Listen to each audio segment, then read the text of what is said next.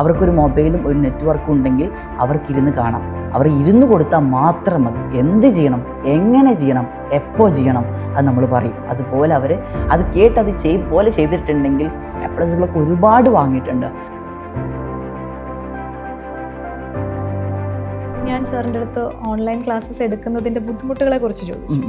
ഇനി online classes എടുക്കുന്നതിൻ്റെ ഒരു advantages അതൊരു സ്റ്റുഡൻറ് പെർസ്പെക്റ്റീവിലും പറയാം, ആസ് എ ടീച്ചർ എന്നും സാറിന്. നമുക്ക് ഓഫ്ലൈൻ ക്ലാസ് ആകുമ്പോൾ ക്ലാസ്സിൽ ലിമിറ്റഡ് ആയ ഒരു 40-60 ക്ലാസ്സുകളിലെ കുട്ടികളെ നമ്മൾ ഉൾപ്പെടുത്താം. സൂമിലാകുമ്പോഴും നമ്മൾ സെലക്റ്റഡ് ആയ കുറച്ച് കുട്ടികൾക്ക് വേണ്ടിയിട്ടുള്ള ക്ലാസ്സുകളായിരിക്കും നമ്മൾ പ്രൊവൈഡ് ചെയ്യുന്നുണ്ടാവുക. എന്നാൽ നമ്മൾ യൂട്യൂബിലൂടെ ക്ലാസ്സുകൾ പ്രൊവൈഡ് ചെയ്യുമ്പം എനി ടൈം എനിവെയർ ഞാൻ നേരത്തെ പറഞ്ഞതുപോലെ തന്നെ ഒരുപാട് കുട്ടികൾക്ക് ഇതിലേക്ക് ആക്സസ് കിട്ടും. അപ്പം ഒരു ദിവസത്തെ ക്ലാസ് മിസ്സായി എന്നുള്ള ഒരു ഫീൽ അല്ലെങ്കിൽ ആ ഒരു പ്രശ്നം അല്ലെങ്കിൽ ആ ഒരു സ്ട്രെസ് അവരുടെ മൈൻഡിലേക്ക് വരണ്ടാവും. ലക്ഷ്യ സ്കൂൾസിൻ്റെ ക്ലാസ് ഉണ്ടല്ലോ, ഈവനിങ് പോയിട്ട് ഒരു 1 hour ഇരുന്നാൽ മതി, റീകോൾ ചെയ്യാൻ വേണ്ടി പറ്റും, നോട്ട്സും കിട്ടും. അപ്പോൾ ഇതാണ് ഫസ്റ്റ് പോയിന്റ് ഓഫ് വ്യൂ. നമുക്ക് അതേപോലെ തന്നെ നമ്മുടെ പോയിന്റ് ഓഫ് വ്യൂ നമുക്ക് തൗസൻഡ്സ് ഓഫ് സ്റ്റുഡൻസിനോട് ഇൻട്രാക്ട് ചെയ്യാനും അവരെ ഗൈഡ് ചെയ്യാനും നമ്മൾ ലക്ഷ്യ സ്കൂൾസിൻ്റെ മറ്റൊരു പ്രത്യേകത എന്ന് പറയുന്നത് നോർമലി ഒരു ക്ലാസ് എടുക്കുക എന്നതിനപ്പുറത്തേക്ക്, എസ്പെഷ്യലി ഞാൻ പ്രൊഫഷണൽ കോഴ്സുകൾ പഠിച്ച ഒരാളാണ്. അതേപോലെ നമ്മുടെ 8 ഫാക്കൽറ്റീസും ഇത്രയും എക്സ്പേർട്ടായിട്ടുള്ള 10-ലധികം വർഷം എക്സ്പീരിയൻസ് ഉള്ള ഫാക്കൽറ്റീസുകളൊക്കെയാണ്.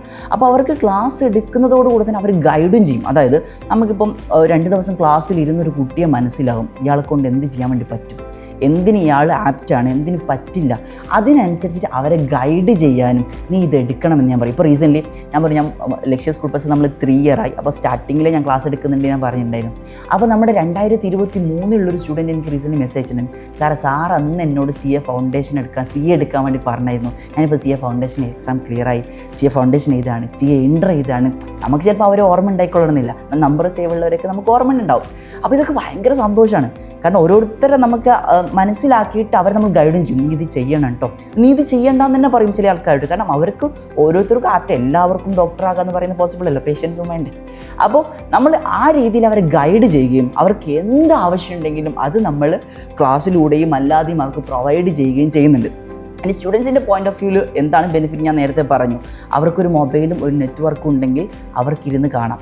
അവർ ഇരുന്ന് കൊടുത്താൽ മാത്രം മതി. എന്ത് ചെയ്യണം, എങ്ങനെ ചെയ്യണം, എപ്പോൾ ചെയ്യണം അത് നമ്മൾ പറയും. അതുപോലെ അവർ അത് കേട്ട് അത് ചെയ്തിട്ടുണ്ടെങ്കിൽ A+ എന്നതിനപ്പുറത്തേക്ക് മുഴുവൻ മാർക്കും വാങ്ങും. ഒരുപാട് കുട്ടികൾ നമ്മൾ ക്ലാസ് കേട്ടിട്ട് 200 അക്കൗണ്ട്സ് 200 പ്ലസ് ടു ഉണ്ടാവുക, 200 വാങ്ങിയിട്ടുണ്ട്.